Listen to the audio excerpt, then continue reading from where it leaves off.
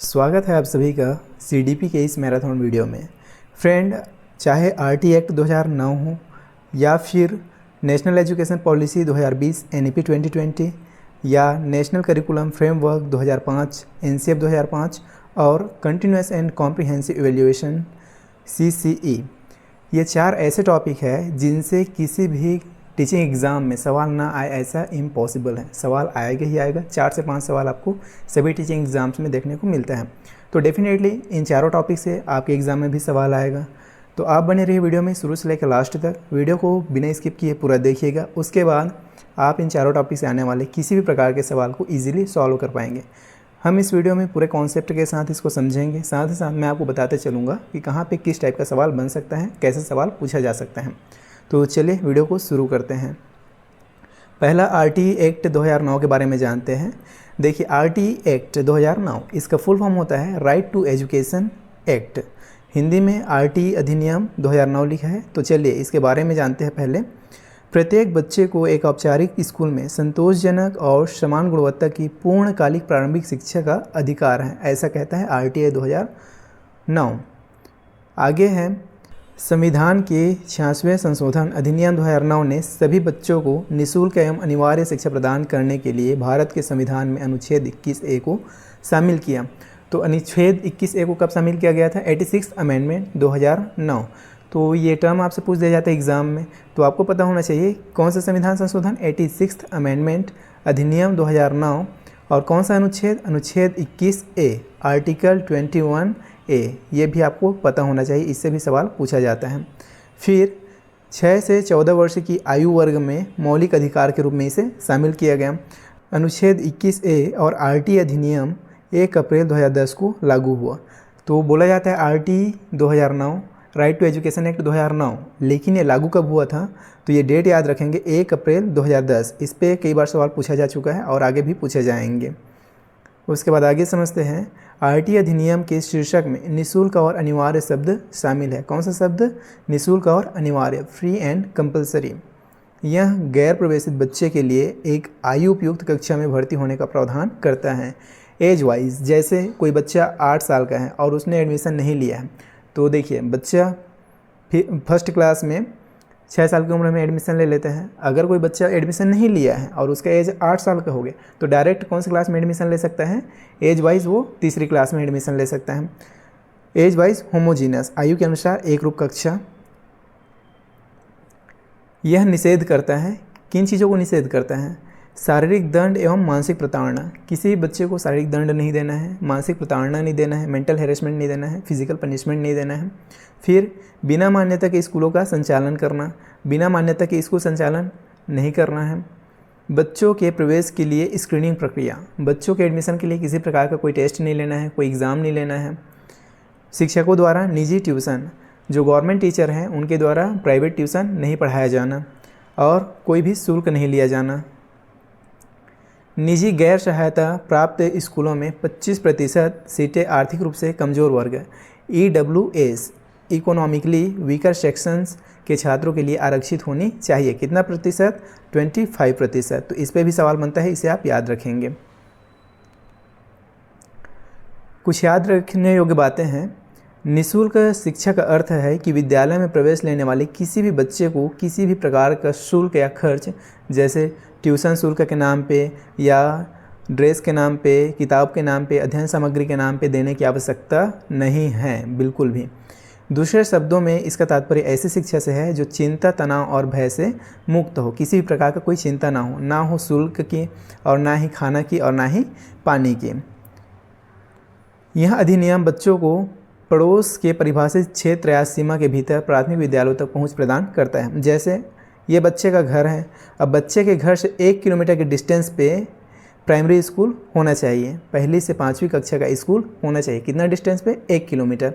और बच्चे के घर से 3 किलोमीटर के डिस्टेंस पे एलिमेंट्री स्कूल, मिडिल स्कूल होना चाहिए 6 to 8 ग्रेड का। इसे भी आप याद रखेंगे, इस पर भी सवाल बन जाता है। यह कानून 1 अप्रैल 2010 से जम्मू और कश्मीर राज्य को छोड़कर पूरे भारत में लागू हुआ। जैसा कि हमने पहले ही पढ़ लिया है, यह कब लागू हुआ था? 1 अप्रैल 2010 को, लेकिन JNK को छोड़कर, जम्मू एंड कश्मीर को छोड़कर। भारत उन 135 देशों में से एक बन गया जिसने शिक्षा को प्रत्येक बच्चे का मौलिक अधिकार बना दिया है। हमसे पहले 134 देश शिक्षा को बच्चों का मौलिक अधिकार बना चुका है और इस एक्ट का लागू होने के बाद भारत भी उन्हीं देशों में शामिल हो गया और भारत बन गया 135वां देश। तो इसे भी आप याद रखेंगे। 18 वर्ष की आयु तक के दिव्यांग व्यक्तियों के लिए शिक्षा का अधिकार के लिए एक अलग अधिनियम दिव्यांग जन अधिकार अधिनियम बनाया गया। The persons with disability act बनाया गया। अनुच्छेद 51A के अनुसार माता पिता का कर्तव्य है कि वे बच्चे को प्राथमिक विद्यालय में प्रवेश दिलाएं। कौन से आर्टिकल के अनुसार? अनुच्छेद 51A, आर्टिकल 51A। ये माता पिता का कर्तव्य बनता है, माता पिता का फ़र्ज बनता है कि वे अपने बच्चों को प्राइमरी स्कूल में एडमिशन दिलाएं। निःशुल्क शिक्षा, फ्री एजुकेशन। देखिए, स्पेशल नीड्स स्टूडेंट जो दिव्यांगजन छात्र छात्राएं हैं उनके लिए कब तक है? 6 से लेके 18 वर्ष तक। इस पर भी सवाल पूछा जाता है। और जो विदाउट एनी डिसेबिलिटी, जो बिना दिव्यांगता बिना विकलांगता के बच्चे हैं उनके लिए यह कितना है? 6 से 14 वर्ष। तो दोनों याद रखेंगे। जो सामान्य बच्चे हैं, सामान्य बच्चे पढ़ने वाले हैं उनके लिए 6 से 14 ईयर्स, और जो दिव्यांगजन हैं उनके लिए 6 से 18 साल। इन लोगों को 4 साल का एक्स्ट्रा छूट है। उसके बाद शिक्षकों की संख्या पहली से 5वीं तक। देखिए, अगर 60 बच्चे हैं स्कूल में तो शिक्षकों की संख्या कितना होना चाहिए? 2 होना चाहिए। अगर 61 से 90 के बीच बच्चे हैं तो आवश्यक शिक्षकों की संख्या 3 हो जाएगा। 91 से 120 के बीच अगर बच्चे हैं तो 4 शिक्षक, और अगर 150 से ज़्यादा बच्चे हो गए तो 5 टीचर और 1 हेड टीचर। इसे भी आप याद रखेंगे।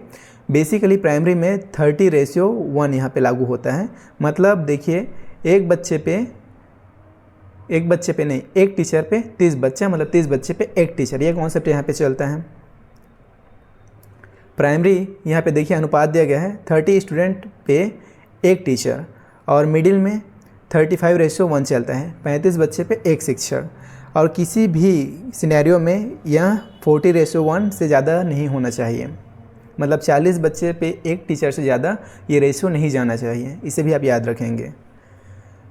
अब देखिए, बात बिल्डिंग की है तो प्रत्येक शिक्षक के लिए कम से कम एक कक्ष और एक कार्यालय सह भंडार सह प्रधान पाठ्य कक्ष होना चाहिए बिल्डिंग में। लड़कियों और लड़कों के लिए अलग अलग शौचालय होना चाहिए।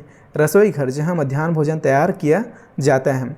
प्लेग्राउंड होना चाहिए। साथ ही साथ सुरक्षित एवं पर्याप्त पेयजल सुविधा भी होना चाहिए।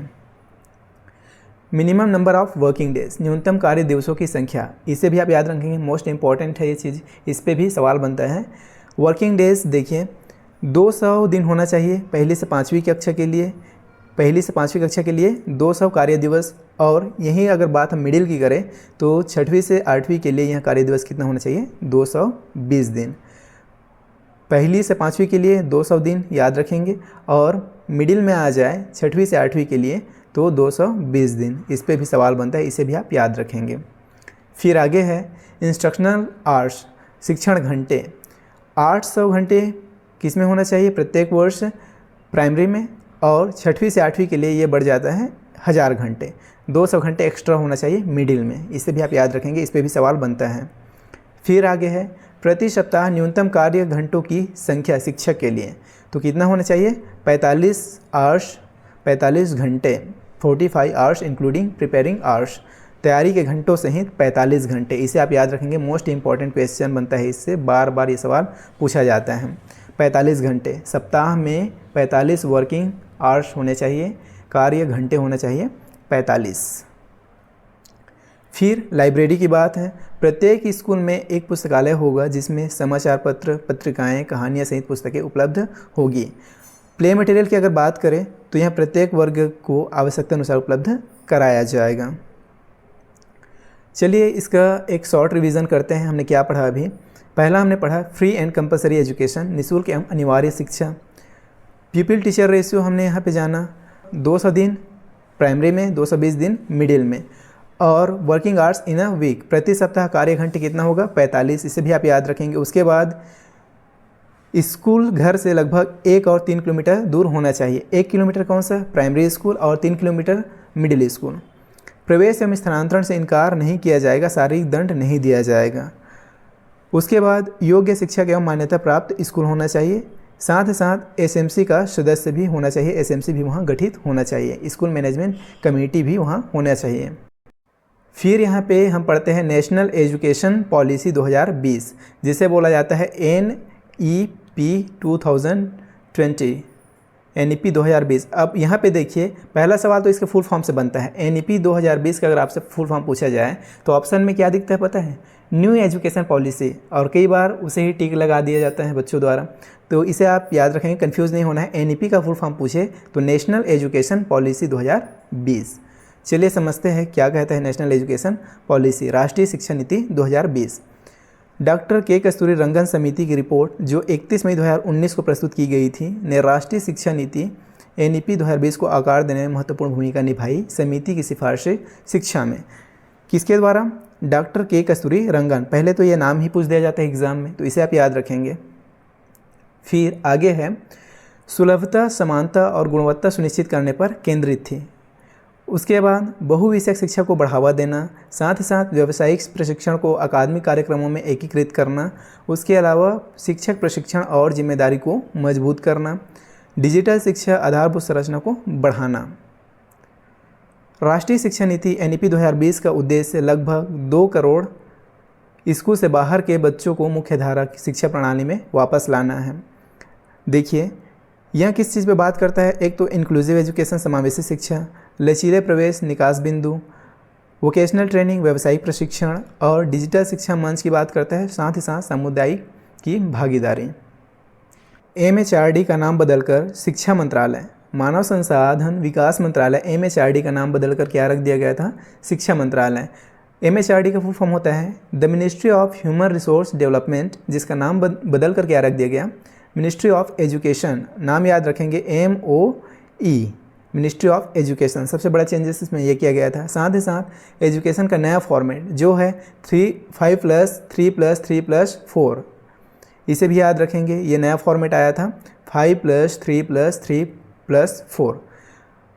तो देखिए नई शिक्षा प्रणाली 5+3+3+4 NEP 2020 में 5+3+3+4 की नई पाठ्यक्रम संरचना का प्रस्ताव है। जो अगला जो 5 है वो किसको दिखाता है? 3 से 8 वर्ष, और दूसरा 3 है 8 से 11, फिर जो 3 है वो दिखाता है 11 से 14, और लास्ट में जो 4 है वो किसके लिए है? 14 से 18 वर्ष को दिखाता है। हम इसके हिसाब से इसको डिवाइड किया गया और पूरा एजुकेशनल ढांचा तैयार किया गया। तो इसको आप याद रखेंगे 5 धन 3 धन 3 धन 4, इसको ही पूछ दिया जाता है। जब ऑप्शन में ये आता है तो ऐसे कन्फ्यूजिंग दिखता है, 4+3+3+4 ऐसे लिख देगा तो कन्फ्यूजिंग सा रहता है। तो इसे आप नोट डाउन करके रखेंगे क्या है? 5+3+3+4, बिल्कुल भी कन्फ्यूज़ नहीं होना है। फिर देखिए ये इस तरह से है, पहला है फाउंडेशनल, पहला जो 5 है, उसके बाद है प्रिपरेटरी, फिर मिडिल, फिर सेकेंडरी। शिक्षक शिक्षा NEP 2020 शिक्षण के लिए न्यूनतम डिग्री योग्यता 2030 तक 4 वर्षीय एकीकृत B.Ed डिग्री तक बढ़ाने का लक्ष्य रखता है। कब तक? 2030 तक 4 वर्षीय इंटीग्रेटेड जो कोर्स होता है B.Ed का, BA B.Ed BSc B.Ed, उसको 2030 तक बढ़ाने का लक्ष्य रखता है। उसके बाद भाषा के बारे में क्या बोलता है? ग्रेड 5 की कक्षा शिक्षा मातृभाषा या क्षेत्रीय भाषा में दी जाएगी, किसी भी भाषा को छात्रों पर थोपा नहीं जाएगा। ग्रेड 5 तक मतलब प्राइमरी स्कूल में बच्चों को मातृभाषा या क्षेत्रीय भाषा में, जो उसके क्षेत्र की भाषा है, जो भाषा उसके घर में बोली जाती है, उसी भाषा में उसको शिक्षा दिया जाना है। उस पर किसी भी लैंग्वेज को, किसी भी भाषा को नहीं थोपा जाना है। ऐसा नहीं है कि हम किसी क्षेत्र में गए, हमारा पोस्टिंग हुआ और हम बोल रहे हैं बच्चों को चलो इंग्लिश बोलो तो बोलो, हिंदी बोलो तो बोलो, ऐसा नहीं करना है। बच्चा जो भाषा बोलता है, छत्तीसगढ़ी, उड़िया, माड़िया, जो भी भाषा वो जान रहा है उसी भाषा में उसको शिक्षा देना है। समावेशन NEP 2020 ओपन लर्निंग और व्यावसायिक शिक्षा के माध्यम से 2 करोड़ स्कूल से बाहर के बच्चों को मुख्य धारा में वापस लाने का लक्ष्य रखता है। कितना लक्ष्य है? 2 करोड़। NEP 2020 में 360 डिग्री मूल्यांकन एक व्यापक मूल्यांकन उपकरण है जिसका उद्देश्य छात्र के प्रदर्शन का समग्र दृष्टिकोण प्रदान करना। यह एक बहुआयामी रिपोर्ट कार्ड है जो संज्ञानात्मक, भावात्मक और मनोप्रेरक कौशल सहित विभिन्न क्षेत्रों में छात्रों का मूल्यांकन करता है। 360 डिग्री मतलब कोई भी एंगल ना छूटे बच्चे का, जैसे एक सर्कल होता है, जो राउंड सर्कल है ये कितना होता है 360 डिग्री होता है। तो पूरा असेसमेंट 360 डिग्री सर से लेकर पैर तक, दायां भाग से बायां भाग तक बच्चे का पूरा आकलन। कहने का मतलब ये है कि उसका एजुकेशनल पक्ष और कौशल पक्ष और व्यवहार, साफ़ सुथरा, हर एक चीज़ को, क्लीनलीनेस, स्कॉलास्टिक को स्कॉलास्टिक, सभी पक्ष को उसका आकलन करना, मतलब बहुआयामी मल्टी डायमेंशनल रिपोर्ट कार्ड बनाना, जो उसके दिमाग को भी बताए, भावात्मक और मनोप्रेरक कौशल सभी क्षेत्रों को बताए। ऐसा रिपोर्ट कार्ड की बात करता है एनईपी 2020। फिर इसकी मुख्य विशेषताएं देखते हैं। आत्म मूल्यांकन, सेल्फ असेसमेंट, छात्र अपने प्रदर्शन का मूल्यांकन करते हैं और सुधार के लिए लक्ष्य निर्धारित करते हैं। बच्चा अपना मूल्यांकन खुद करता है कि मैं कहाँ पे कितना हूँ, मुझे क्या आ रहा है, कहाँ सुधार की आवश्यकता है। यह होता है सेल्फ असेसमेंट। दूसरा है असेसमेंट बाय टीचर, शिक्षकों द्वारा मूल्यांकन। शिक्षक छात्रों की प्रगति और उपलब्धियों पर फीडबैक देते हैं कि बच्चा कहाँ क्या कर रहा है, कितना आगे बढ़ रहा है और कहाँ पे उसको ध्यान देने की ज़रूरत है, कहाँ पे फोकस करने का ज़रूरत है। ये होता है असेसमेंट बाय टीचर। उसके बाद है पीयर असेसमेंट। इसमें क्या होता है सहकर्मी मूल्यांकन। छात्रों को अपने साथियों से फीडबैक प्राप्त होता है, जिससे सहयोग और टीम वर्क को बढ़ावा मिलता है। किसी बच्चे को उसके जो साथी समूह है उसके द्वारा फीडबैक दिया जाता है। एक है असेसमेंट बाय पेरेंट, अभिभावकों द्वारा मूल्यांकन। अभिभावकों की प्रतिक्रिया पर भी विचार किया जाता है, जिससे समग्र मूल्यांकन सुनिश्चित होता है। अब ये जो बटा हुआ है ये स्ट्रक्चर 5+3+3+4 वो कुछ इस तरह से है। जो पहला 5 है वो 3 से 8 वर्ष के लिए है, जिसे बोला जाएगा फाउंडेशनल मूलभूत चरण। दूसरा 3 है वो कितने के लिए है 8 से 11 वर्ष के लिए, जिसे बोलते हैं प्रिपरेटरी, प्रारंभिक चरण। फिर जो 3 है वो है 11 से 14 वर्ष के लिए, जिसे बोलेंगे मिडिल, मध्य चरण। फिर जो 4 है वो है 14 से 18 वर्ष के लिए, जो है सेकेंडरी, माध्यमिक चरण। मूलभूत चरण 3 से 8 में फोकस है। किस चीज़ पे फोकस है? एक होता है FLN, इसका फुल फॉर्म होता है फाउंडेशनल लिटरेसी एंड न्यूमरेसी, जिसमें पहला F का मतलब है मूलभूत कौशल, फाउंडेशन, जीवन भर सीखने के लिए आवश्यक कौशल, जिसमें शामिल है, क्या शामिल है? सामाजिक भावात्मक कौशल, सूक्ष्म और स्थूल गतिक कौशल और संप्रेषण कौशल। ये फाउंडेशन है। किसी बच्चे को समाज में रहना है तो सामाजिक भावनात्मक कौशल उसमें विकास करना बेहद ज़रूरी है। साथ ही साथ हाथ पैर का इस्तेमाल, सूक्ष्म और स्थूल गतिक कौशल और संप्रेषण कौशल, कम्युनिकेशन स्किल। बच्चा जब बाहर जा रहा है, किससे कैसे बात करना है, घर में कैसे बात करना है, बड़ों से कैसे बात करना है, छोटे से कैसे बात करना है, इस चीज़ का विकास। उसके बाद दूसरा L है। L का मतलब लिटरेसी, साक्षरता, पढ़ने लिखने और पाठ को समझने की क्षमता, जिसमें शामिल है, क्या शामिल है? अल्फ़ाबेट नॉलेज, अक्षर का ज्ञान, फोनिक्स, ध्वनि शास्त्र और फ्लुएंसी, प्रवाहपूर्ण और वोकेबलरी, शब्दावली। ये सब किस में आता है? लिटरेसी में शामिल है। एक है न्यूमरेसी। न्यूमरेसी का मतलब नंबर, संख्याओं का ज्ञान, संख्याओं और गणितीय अवधारणाओं को समझना, जिसमें शामिल है, क्या शामिल है? नंबर रिकॉग्निशन, संख्या पहचान, काउंटिंग, गिनती, बेसिक एडिशन एंड सब्ट्रैक्शन, मूलभूत जोड़ और घटाव। फिर शेप्स और पैटर्न, आकार और पैटर्न को समझना, मतलब गणित से संबंधित चीज़ों को समझना। तो कुल मिला के क्या बन जाता है? FLN, जिसे बोला जाता है फाउंडेशनल लिटरेसी एंड न्यूमरेसी। फिर चलिए आगे समझते हैं राष्ट्रीय पाठ्यचर्या की रूपरेखा 2005, नेशनल करिकुलम फ्रेमवर्क 2005, जिसको शॉर्ट में क्या बोलते हैं? NCF 2005, जिसका फुल फॉर्म क्या होता है? National curriculum framework 2005। राष्ट्रीय पाठ्यचर्या की रूपरेखा NCF कई वर्षों में प्रकाशित की गई। तो पहले तो आप इन वर्षों को याद रखेंगे। इस पे भी सवाल बनता है कि NCF किस किस वर्ष को आया और किस वर्ष नहीं आया, ऐसे करके आपको 4 ऑप्शन दे देंगे। फिर आपको पता होना चाहिए कि कौन कौन से साल में NCF आया था। तो पहले ये आया था 1975 में, फिर 1988, फिर 2000 और 2005, और फिर नया आया 2023 में। याद रखेंगे 1975, 1988, सन 2000 और 2005, उसके बाद 2023। फिर आगे इसमें मुख्य चीज़ क्या है? देखिए, स्वयं को और बच्चों को जीवन से जोड़ें। Connect yourself and child to life itself, मतलब जीवन से जोड़ना। नेशनल करिकुलम फ्रेमवर्क 2005, राष्ट्रीय पाठ्यचर्या की रूपरेखा 2005। देखिए, राष्ट्रीय पाठ्यचर्या की रूपरेखा 2005 भारत में NCERT द्वारा 1975, 1988, 2000, 2005 में प्रकाशित 4 NCF में से एक है।